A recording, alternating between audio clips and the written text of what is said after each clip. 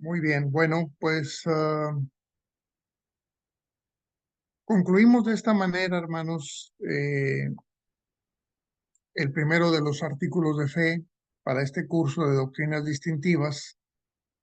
Denme un segundito, hermanos, voy a tener que conectarme en la electricidad. Espérame, ¿me ayudas?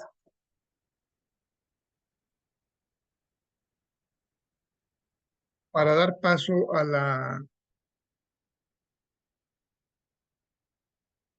segunda parte de esta clase, hermanos. Denme un segundito porque tuve que hacer aquí un cambio inesperado.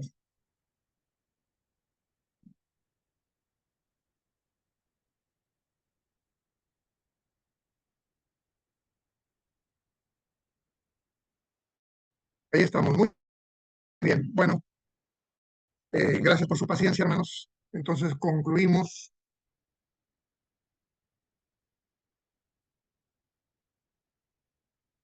Y ahora vamos a introducirnos en la declaración de fe número 2, que tiene que ver con la deidad. Estoy pensando también para enriquecer un poco más el curso, si entre los alumnos que están asistiendo a este curso tienen alguna duda o pregunta, como no están la mayoría de ustedes en la clase presencial, diríamos, pueden plantearlas a través del correo electrónico. El hermano Abraham puede darles mi dirección electrónica y cualquier duda o pregunta que tengan, háganmela llegar y yo la voy a contestar en la próxima clase para que lo tomen en cuenta, mis queridos hermanos. Bueno, muy bien. Entonces, vamos con el punto número 2. Y el punto número 2 tiene que ver con, repito, la deidad. Cuando hablamos de la deidad, estamos hablando, en primer lugar, de Dios, el Padre, ¿no? El Todopoderoso. Y eso dice la primera lámina. La deidad soberana del universo es Dios Todopoderoso, quien debe ser adorado en espíritu y en verdad. Él es eterno, infinito, santo, espíritu existente por sí mismo, que creó y sostiene y gobierna y redime y juzga a su creación. Él es uno en naturaleza, esencia y ser. Dios se revela en las Escrituras como Padre e Hijo, ¿no? Y este es el gran misterio de la deidad, porque en la deidad también se incluye al Hijo de Dios, es decir, a nuestro Señor Jesucristo. Sé que este tema puede provocar algunas preguntas. No se preocupen, hermanos, plantéenlas, repito, a través del correo electrónico con calma y ya las iremos respondiendo en cada una de las clases. Entonces, estamos hablando de la deidad. La deidad es más que la divinidad, ¿no? Porque también los ángeles son seres divinos. Pero cuando hablamos de la deidad, estamos hablando de lo máximo, es decir, de Dios mismo, a quien conocemos, ¿verdad? Como Padre, ¿verdad? Pero también como Hijo. Entonces, vamos a hablar de Dios revelado y adorado. La Biblia da testimonio de la existencia de Dios desde el primer verso en adelante, declarando Dios en el principio, Génesis 1:1, el Dios del universo se ha dado a conocer a la humanidad a través de la creación, lo vimos en la clase pasada, a través de su cuidado providencial de todas las cosas, a través de su palabra escrita, la Biblia, lo acabamos de ver, y a través de la palabra viva, la palabra encarnada, es decir, por medio de su Hijo Jesucristo. Son las formas en que Dios se ha revelado a la humanidad. El poder creador de Dios puede ser visto en los cielos, la tierra y en todas sus obras maravillosas. Ahí está el Salmo 19:1 y luego en Romanos 1:19, me voy a permitir leer porque vale la pena, aunque algunos de ustedes quizás lo conozcan de memoria. Vamos a ver en este texto la característica de Dios. El verso 19 dice: porque lo que de Dios se conoce a ellos es manifiesto, porque Dios se lo manifestó, porque las cosas invisibles de Dios, su eterna potencia y divinidad, se echan de ver desde la creación del mundo, siendo entendidas por las cosas que son hechas, de modo que son inexcusables. Es decir, como lo decíamos ayer, la creación habla del creador. Si alguien no reconoce a Dios, pues es simplemente un capricho, es simplemente la incredulidad en el corazón de la persona, pero no hay excusa para no creer. ¿Por qué? Porque la misma creación nos habla del Creador. La grandeza de la creación nos habla de la grandeza del Creador. Porque las cosas no se hicieron solas, no fue por casualidad. Y tampoco es solo por el Big Bang, ¿no? Como le llaman a la gran explosión, según los científicos, que no negamos que haya existido, ¿verdad? Pero, ¿quién lo provocó? Pues Dios. Dios es el creador de todas las cosas, por lo tanto, su creación pone de manifiesto su existencia. Eh, bueno, eh, también diríamos que la gloria soberana de Dios puede ser vista por medio de la ley y la promesa de salvación en los profetas. Su multiforme sabiduría es vista en su palabra escrita, inspirada por el Espíritu. Su carácter justo, revelado en todo lo anterior, se ve más claramente en la persona y obra del Señor Jesucristo, su Hijo. Jesucristo es la palabra, es decir, el verbo que era Dios desde el principio y que se hizo carne. En Jesús habita corporalmente toda la plenitud de la deidad. Él es la mejor revelación de Dios, por quien tenemos el perdón de pecados y la vida eterna. Mateo 11:27, Juan 1 del 1 al 14, 14:9, Filipenses 2, 5 al 11, que es un texto maravilloso, Colosenses 1:15, 19, 2:9, Hebreos 1 del 1 al 3. Bueno, seguramente aquí, repito, habrá preguntas, por favor, plantéelas. Por lo pronto estamos afirmando, ¿verdad? Que por un lado tenemos a Dios el Padre, ¿verdad? Y por otro lado tenemos a Jesucristo, el Hijo de Dios, que también es parte de la deidad, ¿no? Muy bien. Eh, la deidad, así revelada como Padre e Hijo, es el único Dios verdadero, el único que es digno de ser adorado. La adoración expresa reverencia a través de la exaltación, alabanza y vidas rendidas a Él. Salmo 95. Nuestro maestro nos instruyó acerca de la importancia y la forma de la verdadera adoración, diciendo que nosotros debemos hacerlo en espíritu y en verdad, según Juan 4. Por el contrario, aquellos que adoran a Dios solo con la boca, pero no con el corazón o de acuerdo con su doctrina y mandamientos de hombres, lo hacen en vano, según Mateo 15, del 6 al 9. Entonces, voy a tratar de explicar, hermanos, cómo esta deidad está formada por el Padre y el Hijo, ¿no? Y voy a tomar el ejemplo de la creación del ser humano, porque es lo que viene a mi mente cuando trato de explicar este misterio tan grande. Es imposible, diríamos, de comprender cabalmente. Acuérdense que Dios hizo a Adán del polvo de la tierra. La palabra Adán antes de ser nombre propio, es usada como sustantivo, significa humanidad. Dios hizo a la humanidad del polvo de la tierra para que pudiera estar consciente y tener vida.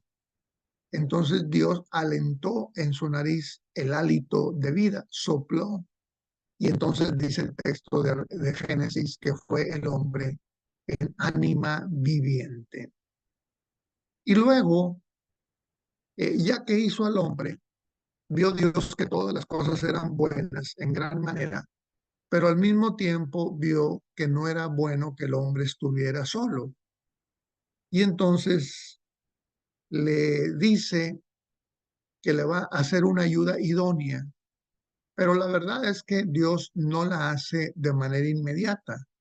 Antes de hacer la ayuda idónea, pone a la humanidad para que diga cómo le van a llamar a cada uno de los animales que forman parte de la creación de Dios.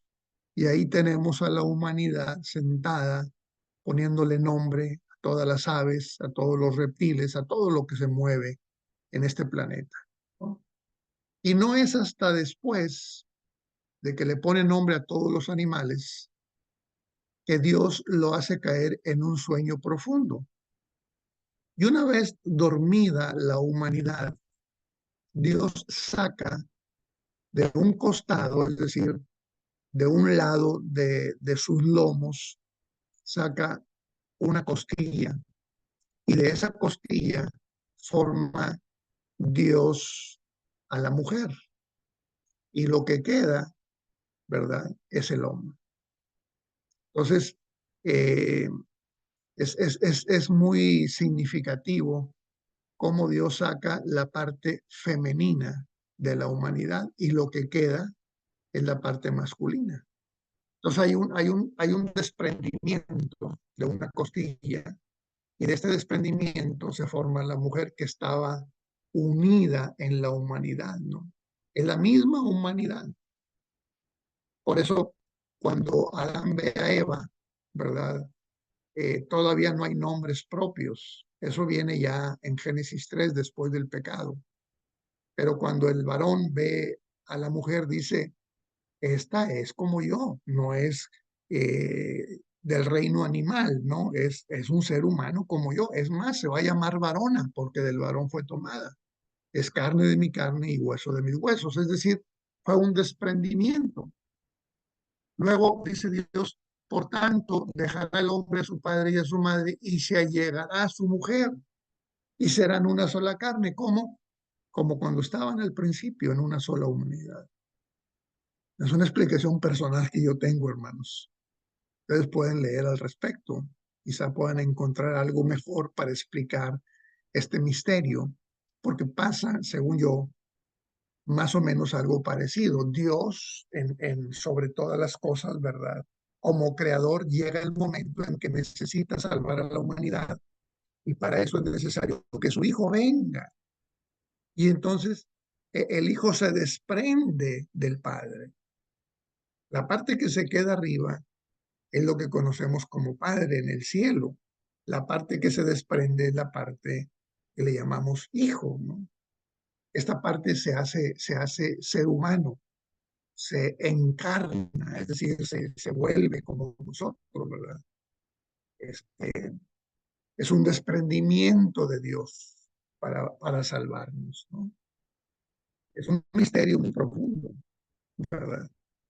Eh, Cristo deja toda su deidad, como dice Pablo en Filipenses, ahí está el texto, ¿no? Capítulo 2 del 5 al 11, hablando de Cristo, el cual siendo en forma de Dios, no quiso ser como Dios, sino que se despojó a sí mismo de esa naturaleza. No quiso ser como Dios, quiso ser como nosotros, quiso ser humano, ¿verdad? Dejó de ser Dios en ese tiempo para ser humano. Por eso muere, porque es un ser humano. Dios no puede morir, porque Dios es eterno. El que muere es el Hijo de Dios. Claro, Dios lo va a resucitar, ¿verdad? y luego lo va a llamar para que vuelva a formar parte de la deidad, ¿no? Por eso Cristo dice, voy a la casa de mi Padre, ¿verdad?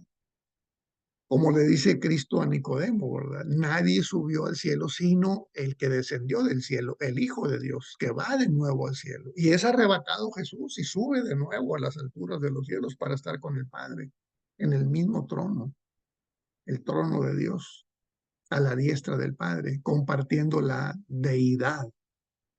Bueno, ahí lo voy a dejar, hermanos. Por lo pronto sé que es un tema profundo, pero ahí está una explicación por si usted no tiene algo mejor.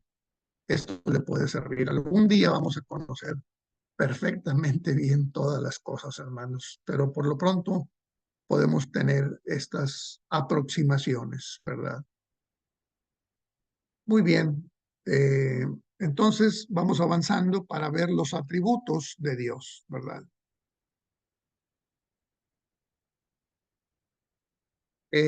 ¿Cuáles son las características en el carácter, en la, diríamos, personalidad, por usar este término que tampoco corresponde, porque pues Dios no es una persona como nosotros, ¿verdad? Pero no hay palabras en el idioma que tenemos, ni en ningún idioma, para describir lo que es Dios, porque Dios rebasa todo lo que podamos decir en todos los idiomas del mundo, ¿verdad? Pero hablando así humanamente, cuáles son los atributos en el carácter de Dios, ¿verdad? Y bueno, Dios puede ser conocido por los atributos que son intrínsecos a su persona. Y aquí está otra vez el término persona, ¿verdad? Realmente debería decir a su deidad, intrínsecos a su deidad, ¿verdad? Ahora, Él puede humanarse como lo hizo Jesucristo, ¿verdad? También hay que reconocerlo. Intrínseco quiere decir que están dentro de Él, ¿no? Son su esencia, ¿no? Entonces decimos que Dios es todopoderoso y es soberano. No hay nada que esté por encima de Dios. Él es el soberano sobre todo y tampoco no hay nada que Dios no pueda hacer. Dios puede hacer absolutamente todo, ¿verdad? Todo. Para Él no hay nada que sea difícil, ni siquiera imposible, porque Él es el Shaddai, el Todopoderoso. El término todopoderoso u omnipotente significa tener poder absoluto sobre todas las cosas, ¿verdad? Santo, santo, santo es el Señor Dios Todopoderoso, el que era y que es y que ha de venir según Apocalipsis 4:8. Véase también 16:7 y Génesis 17:1. Ahora, la soberanía de Dios significa que su autoridad está por encima de todo lo demás. Nadie es superior o igual a Él. El Señor es Dios y fuera de Él no hay otro. Él es el Rey Supremo, según Deuteronomio, Salmos y Primera de Timoteo, capítulo 6. Dios es eterno, ¿verdad? Por eso decía yo, muere el Hijo de Dios en la cruz del Calvario, es sepultado, ¿verdad? Pero Dios, el Padre, no muere, es eterno, ¿verdad?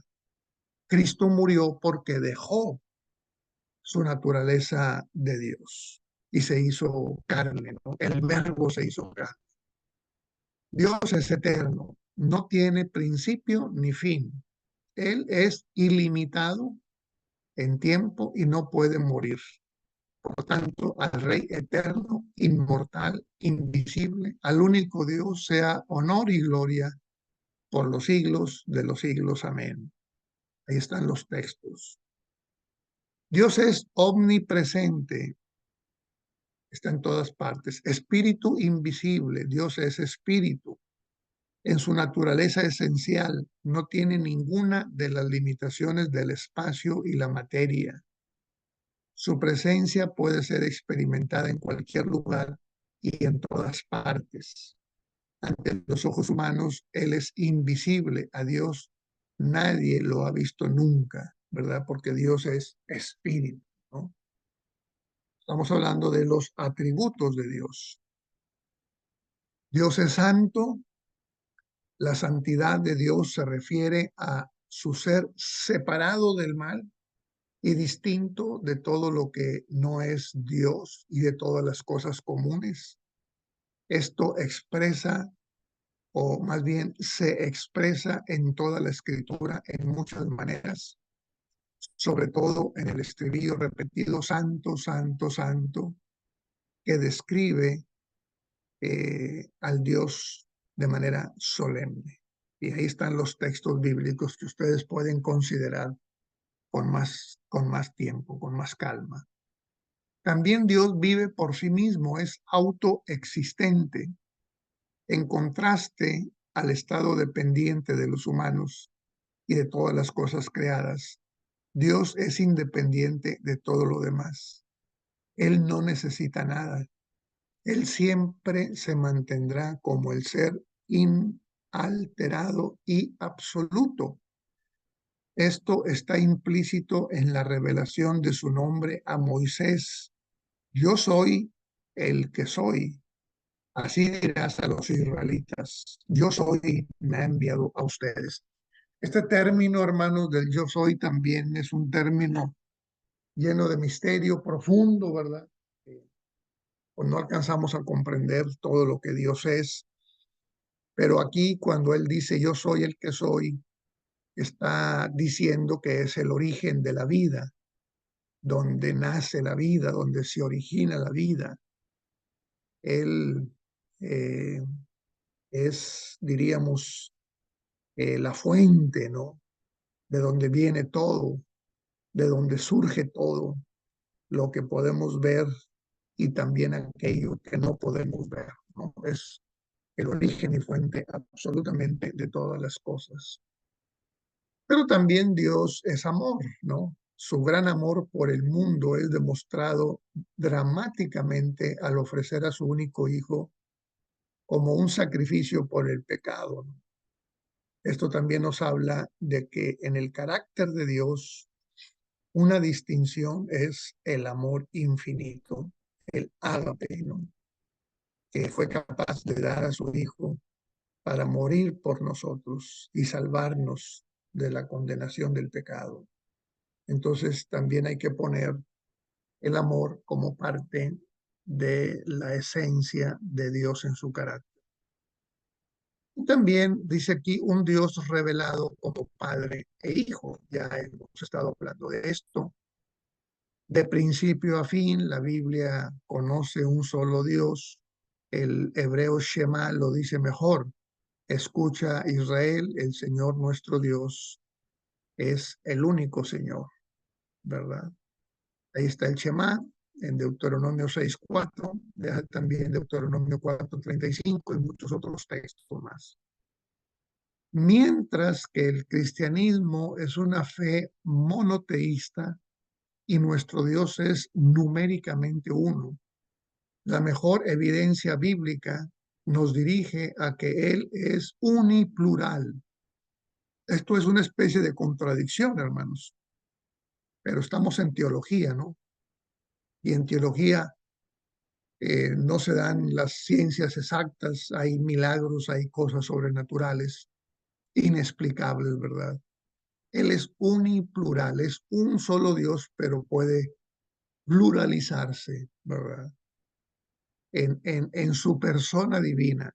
Uniplural sugiere que Dios es uno en esencia, pero más que uno en expresión.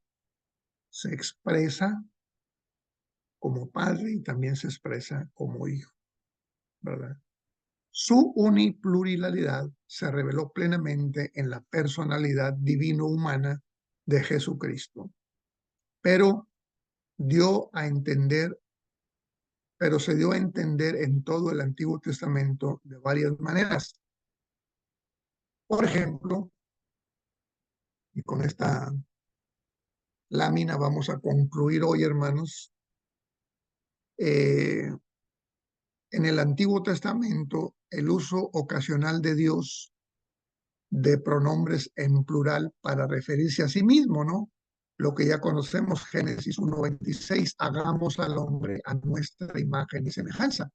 ¿por qué se usa en plural el verbo hagamos o el pronombre nuestra?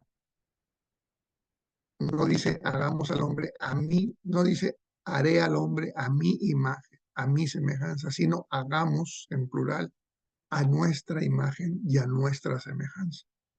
Entonces claramente está hablando de un Dios, pero plural, ¿no? Las referencias a un Hijo divino, Salmo 2, 7 al 12, Isaías 9, Isaías 9, 6 y 7 es muy interesante porque ahí hay 9 nombres para referirse a Cristo y los mismos 9 tienen referencia a Dios, ¿verdad? La personificación de la palabra de Dios, Salmo 33, 6. Las palabras hebreas Elohim, traducida como Dios o dioses, porque Elohim es un término hebreo plural que significa dioses. Adonai, traducida también como Señor o señores. Hacen referencia a la pluralidad de la naturaleza de Dios, así como a la pluralidad de su poder y majestad. Y finalmente, hermanos, la palabra hebrea Ejad, traducida como uno en el Shema de Deuteronomio 6:4, puede referirse a un todo compuesto, integrado, permitiendo así la naturaleza uniplural de Dios. Bueno, voy a dejar aquí este tema, hermanos, porque está bastante espeso, ¿verdad? Hay que darle vueltas en la mente, estarlo leyendo, estarlo repasando, ¿verdad? Por favor, lean sus artículos de fe donde quiera que se encuentren, ya sea en Argentina, en Chile, en Colombia, en Ecuador, todos los que son parte de este seminario, procuren leer el artículo de fe que tiene que ver con la deidad y bueno, nos veremos la próxima semana para continuar con nuestra segunda semana de clase. Muy bien, hermanos, permítanme orar para concluir. Bendito Padre, te damos gracias, Señor, por la bendición de esta tarde en el curso que estamos impartiendo. Permite, Padre, que podamos comprender más la Escritura y conocerte mejor, pero con el propósito de ser más fieles a ti. Gracias por tu amor, Padre. Te bendecimos en el nombre precioso de Cristo Jesús. Amén. Dios les bendiga, hermanos. Un abrazo para todos ustedes. Gracias por su atención. Gracias, hermano pastor.